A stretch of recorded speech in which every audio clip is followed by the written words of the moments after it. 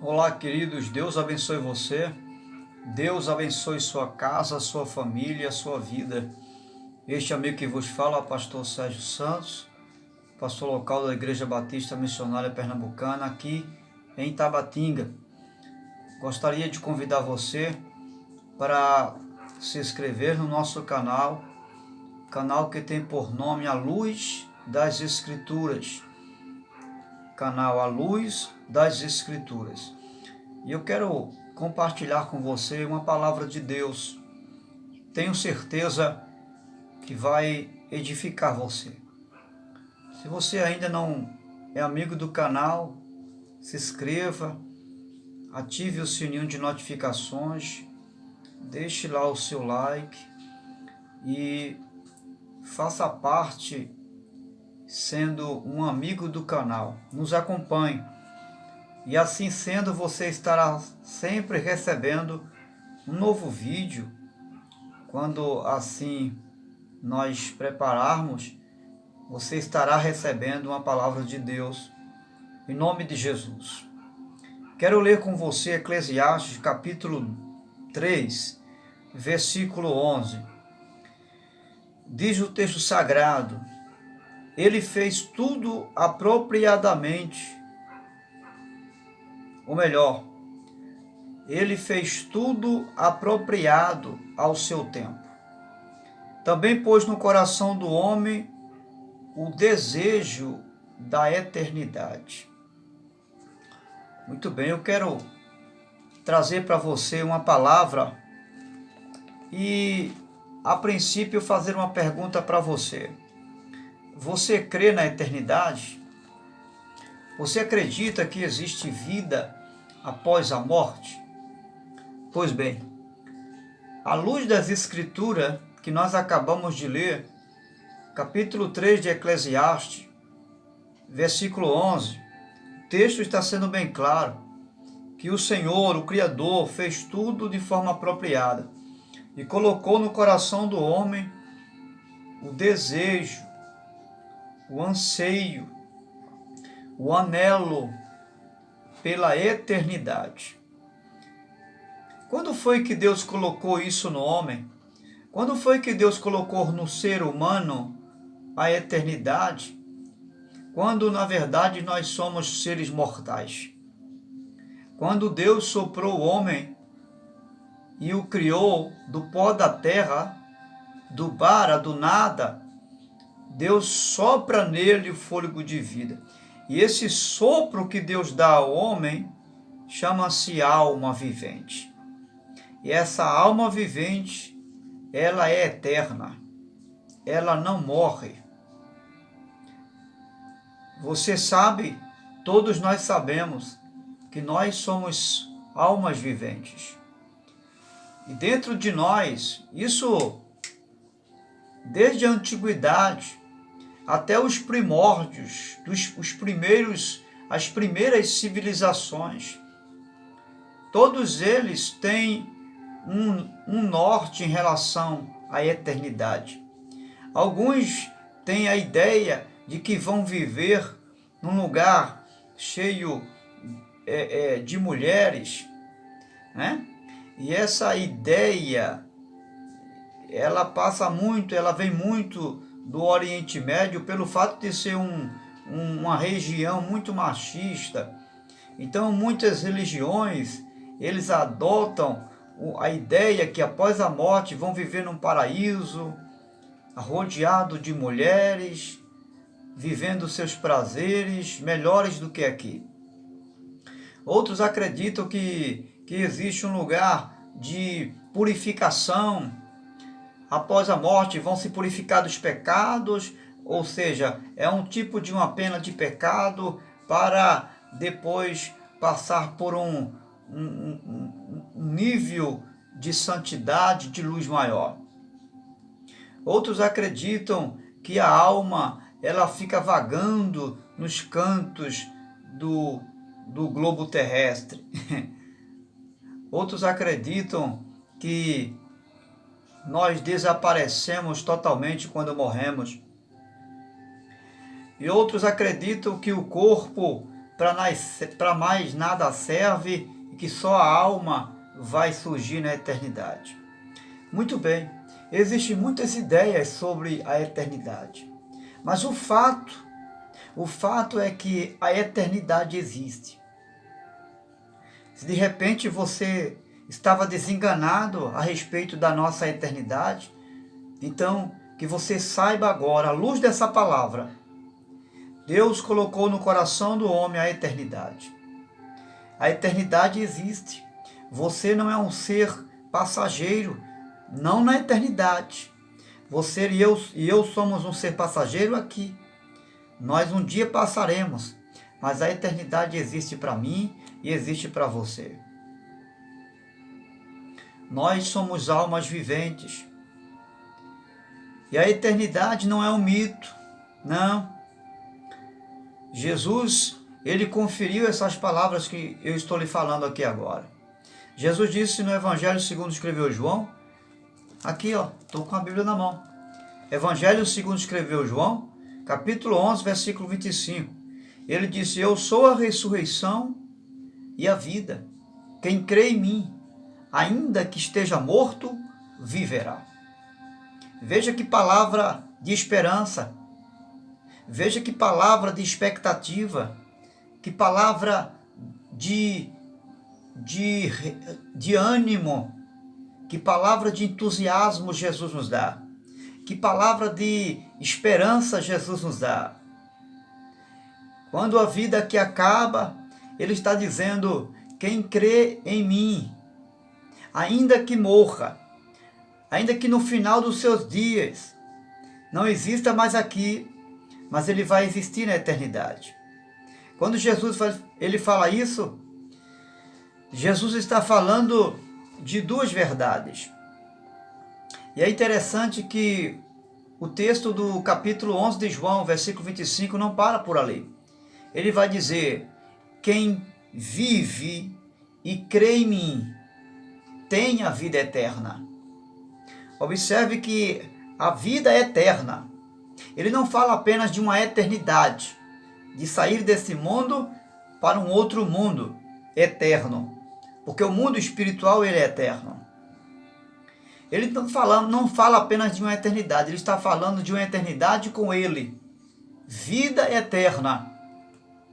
Assim como ele ressuscitou, ele está garantindo àqueles que nele crê, que vive e nele crê. Veja que crer precede uma outra realidade, precede o viver aqui crendo nele, o viver nesta vida acreditando nele, o viver nesse mundo, seja lá qual for, quanto tempo ou qual a realidade da sua existência aqui, ele está dizendo, quem viver nesta vida crendo nele, agarrado a ele, buscando viver a própria vida dele, sendo a sua testemunha, acreditando, confiando, anelando pela vida eterna, ele está dizendo, tem a vida eterna.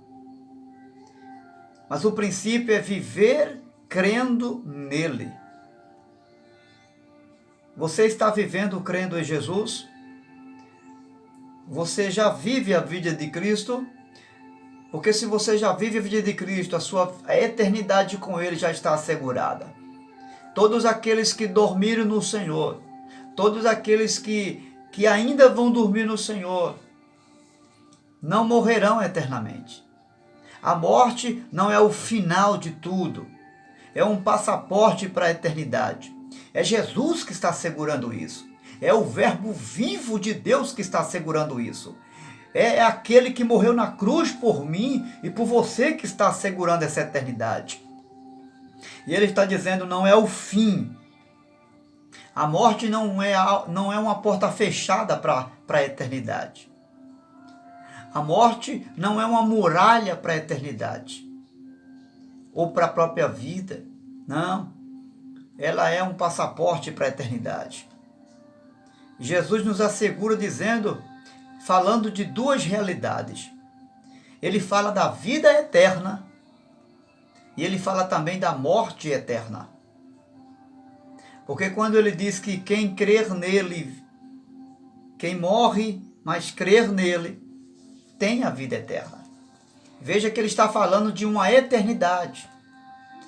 Se ele fala de vida eterna, é claro que existe também a morte eterna. E a morte eterna está para a esperar todo aquele que vive sem crer nele. É o oposto do que ele fala. Ele disse: quem vive e crê em mim tem a vida eterna. O oposto dessa palavra é quem vive e não crer em mim não tem vida eterna. E o oposto da vida eterna é morte eterna. É sofrimento eterno. Jesus quer livrar a minha alma, quer livrar a sua alma desse sofrimento eterno. Mas o consolo de Deus para minha alma e para a sua é se você crer nele, ou se alguém foi crendo nele, acreditando nele, vivendo a expectativa da vida eterna, está na glória de Deus, está nos braços do Pai, aguardando a trombeta soar para ressuscitar e se encontrar com Jesus e com a igreja nos ares celestiais. Aleluia. O apóstolo Paulo vai nos explicar, nos vai autentificar essa verdade da ressurreição, porque a ressurreição é algo verdadeiro, não é um mito, não é a história de carochinha, é verdadeiro. A ressurreição é real. E ele vai dizer aqui em 1 Coríntios capítulo 15, em suas cartas eclesiásticas da igreja, Paulo vai dizer que se nós esperarmos em Cristo só aqui nessa vida, nós seríamos os mais miseráveis de todos os homens. Mas agora ele diz que Cristo ressuscitou. No versículo 20, Cristo ressuscitou e ele se tornou a primícia dos que dormem. Ele é o primeiro a ressuscitar. Ele morreu, mas ressuscitou. E a história nos vai assegurar a ressurreição de Jesus com testemunhas oculares. Ele foi visto por muitas testemunhas. Ele foi testemunhado por Deus, o próprio Deus deu testemunho da ressurreição do seu Filho. Ele foi testemunhado pelo poder do Espírito Santo através da vida da igreja, dos apóstolos no primeiro século. Jesus vive e ressuscitou. E ele ressuscitou para garantir a minha ressurreição, para garantir a sua ressurreição. O apóstolo Paulo, ele não para por aqui, e no versículo 20 ele vai dizer: agora Cristo ressuscitou. Aleluia. Acredite, tem ressurreição. Tem ressurreição para um parente seu que morreu, mas morreu com Jesus. Se contente, se alegre, seja consolado por Deus, em saber que ele, que ela vai ressuscitar. O apóstolo Paulo vai falar de duas verdades a respeito dessa ressurreição. Ele vai dizer que vai haver a continuidade do corpo que foi sepultado. E ele vai dizer que haverá a descontinuidade daquele corpo que foi sepultado. Como assim, pastor? A continuidade do corpo que foi sepultado de um parente, de alguém que você amava. É exatamente naquele dia. Quem vai ressuscitar não é um outro corpo, é aquela mesma pessoa, aquele seu esposo, aquela sua esposa, aquele seu filho, aquela sua filha, aquele neto, aquela neta. É exatamente aquele corpo ali. Mas, pastor, naquela sepultura passaram tantos corpos que foram sepultados, mas a Bíblia vai nos assegurar que naquele dia não haverá nenhuma confusão. Aquele corpo que foi sepultado ali é aquele mesmo corpo que vai ressuscitar. Glória a Deus. Mas a Bíblia vai falar ainda de uma outra verdade. A verdade da descontinuidade. Aquele corpo que foi sepultado ali enfermo, aquele corpo que foi sepultado sem uma perna, sem um braço, quem sabe destruído por um acidente, quem sabe queimado pelo fogo, a Bíblia vai dizer que aquele corpo vai ressuscitar diferente da forma com que foi sepultado. Ele vai ressuscitar glorificado, de forma perfeita. Aleluia! Não vai faltar nada naquele corpo da ressurreição.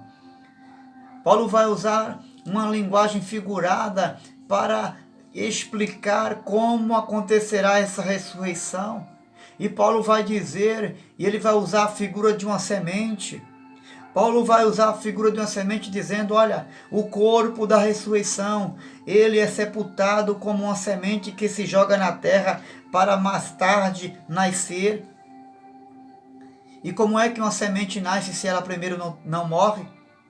Você percebe por que a necessidade de morrer? Para ressuscitar, para brotar de novo da terra. A morte é necessária, porque ela é resultado dos nossos pecados. Mas a ressurreição também é necessária. Assim como a morte é algo real, a ressurreição do corpo, ele é algo real também, porque é como uma semente que se joga na terra, uma semente que morre e que se joga na terra, que vai nascer amanhã. A ressurreição vai acontecer, bendito seja o nome do Senhor. Vai acontecer ressurreição para você, vai acontecer ressurreição para os seus parentes. Acredite, seja consolado por Deus dentro desse aspecto real, bíblico e verdadeiro. Vai haver ressurreição. A Bíblia fala que essa semente é comparada, segundo o apóstolo Paulo, como a semente da corrupção. Alguém que morreu enfermo, alguém que morreu sentindo a velhice, sentindo a fraqueza no corpo, já não morreu como nasceu, cheio de vigor. A velhice chegou, o cansaço chegou, já não havia mais aquela energia que tinha quando era mais jovem. Isso fala de uma semente de corrupção, mas a Bíblia fala que nós seremos sepultados como uma semente corruptiva, mas seremos ressuscitados dentro de uma incorruptibilidade, ou seja, o corpo da ressurreição será um corpo renovado pelo poder da glória de Deus. Paulo usa uma outra figura de uma outra semente. Ele diz que nós seremos sepultados em desonra. O que é isso? Que desonra é essa? É a desonra da dor, a desonra da enfermidade, porque a dor, a enfermidade, o sofrimento, isso desonra o nosso corpo, isso surra o nosso corpo. Tudo aquilo que gera dor no corpo é uma forma de desonrar o corpo. Mas a Bíblia diz, e Paulo vai falar com muita clareza, que somos sepultados em desonra por causa desse sofrimento no corpo, mas seremos ressuscitados com muita honra. Aleluia! Ele vai usar no versículo 43 do capítulo 15 de 1 Coríntios, a terceira figura dessa semente. Ele vai dizer, somos sepultados em fraquezas morais, em fraquezas espirituais, por causa da natureza do nosso pecado, dessa natureza fraca. Nós não conseguimos ser perfeitos nesta vida, nós não conseguimos fazer tudo como deveríamos fazer, temos fraquezas morais, temos fraquezas diante dos homens e diante de Deus também. Mas a Bíblia diz que onde abundou o pecado, superabundou a graça. Por isso que Jesus disse, quem vive e crê em mim tem a vida eterna.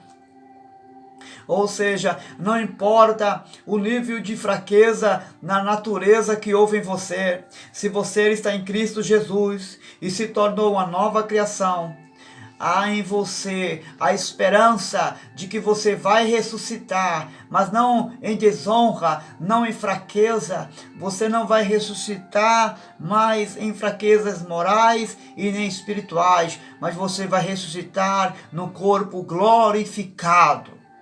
Aleluia! Ou seja, é o último estágio do nosso ser, após a morte, onde o poder do pecado não terá mais domínio sobre nosso corpo e tampouco sobre a nossa natureza espiritual. Você estará totalmente livre e totalmente livre do poder do pecado. Sabe por quê? Porque agora o apóstolo João, em 1 carta, capítulo 3, versículo 2, ele vai dizer uma palavra de esperança, e esperança para todos aqueles que desejam e aguardam a volta de Jesus, e para aqueles que já dormem no Senhor. Ele diz: amados, agora somos filhos de Deus, mas ainda não se manifestou o que haveremos de ser. Mas quando ele se manifestar, ele quem? Jesus, aleluia, seremos semelhante a ele. E não só isto, o apóstolo vai dizer que não apenas seremos semelhante a ele, mas assim como ele é, nós o veremos. Aleluia. Que o Espírito Santo console o seu coração, que o Espírito Santo console a sua família, console a você, e que você viva nessa expectativa, nessa esperança de que haverá ressurreição. Eu sei que dói a perca de alguém, eu sei que é doloroso, mas creia, haverá ressurreição para os mortos que em Cristo dormem no Senhor. Um grande abraço, e que se essa palavra edificou você, envia para outras pessoas que estão sofrendo, que estão sentindo a dor e a perca de parentes que se foram. Que esta palavra possa consolar e fortalecer a você e muitos outros, em nome do Senhor Jesus. E diga comigo: haverá ressurreição. Aleluia. Deus te abençoe, em nome de Jesus.